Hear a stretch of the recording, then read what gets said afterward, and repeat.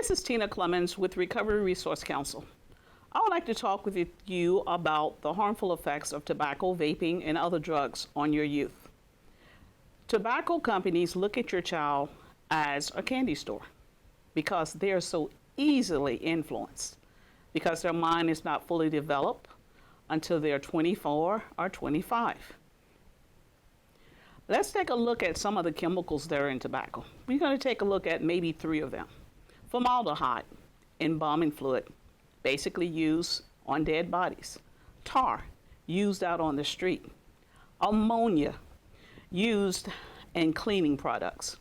Those are just a few that are in tobacco products.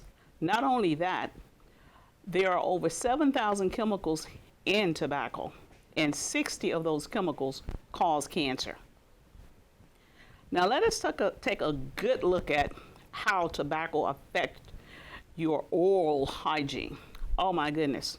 Causes bad breath, ruins your teeth, puts stain on your teeth, and can also cause mouth cancer. When you use tobacco, tar goes into your system and it covers your lungs, and your lungs turn black, and eventually that blackness on your lungs turn to cancer. So one of the things you need to understand is that whether your child is vaping tobacco or smoking cigarettes, it's important that you have a conversation with them. Now let's talk about vaping. Vaping is a device that is usually use a pod, and it has a battery. The thing about the vaping product is that it has not been approved by the American Cancer Society nor FDC as a substitute for helping individuals quit using tobacco. This vaping device contains many chemicals. Some of the chemicals are metal, and it's poisonous, and it also can cause you to have permanent lung damage. There are many devices that are used, and there are many myths about using vapes. Like, for example, it says, well, I'm not smoking cigarettes and it's okay. The other myth is that at least I'm not using drugs. Others may say I can stop when I want to. And there are others that says it doesn't have nicotine. All of these myths are false because most vape contains some form of nicotine, and a lot of times it contains more cancer-causing chemicals than the average cigarettes. And as I said earlier, the Food and Drug Administration has not approved vaping as a substitute for helping you quit tobacco. It's highly addictive, and it is a drug.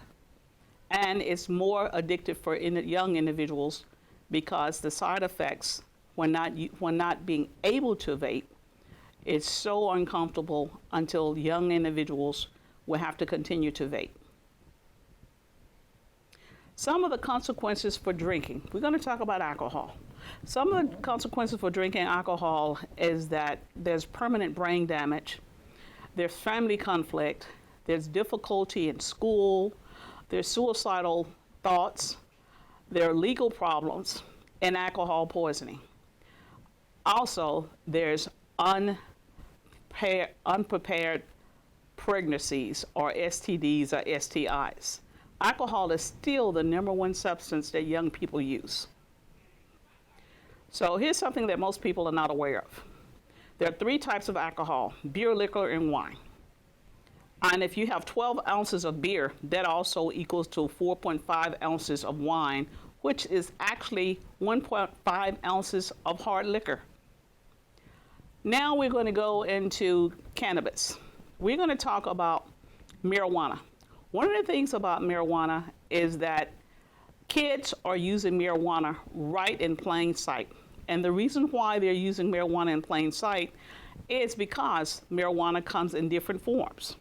It's stronger today than what it was back in the 20, 30, 40 years ago. And it has a lot of different chemicals. Marijuana comes in the form of edibles. We're talking about chips.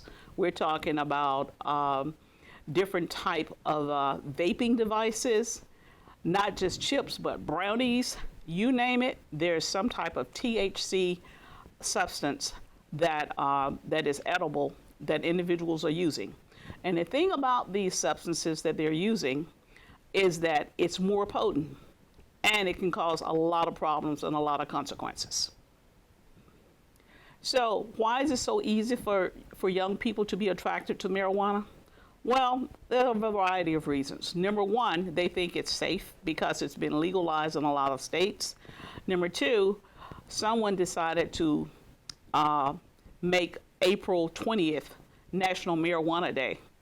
And not only that, they figure that if it's legal, it must not be that bad. Another product I would like to talk about are opiates, especially an opiate known as fentanyl. Fentanyl is 50 times stronger than heroin, and it's 100 times stronger than morphine. Fentanyl has been one of the leading drugs that has caused young people to OD, or overdose rather, and die.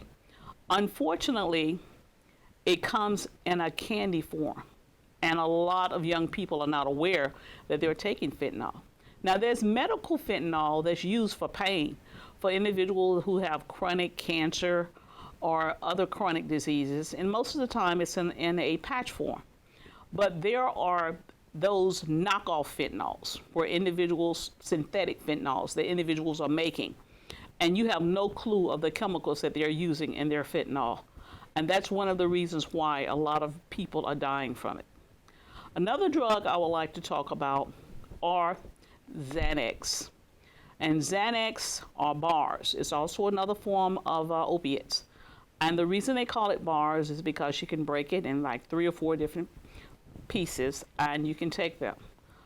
Once you take Xanax and you add alcohol, it is a recipe for death.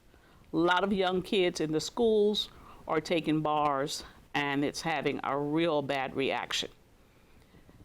So, if you have any more questions about current drug trends, you can check us out at www.recoveryresourcecouncil.org or check out Lancaster High School website.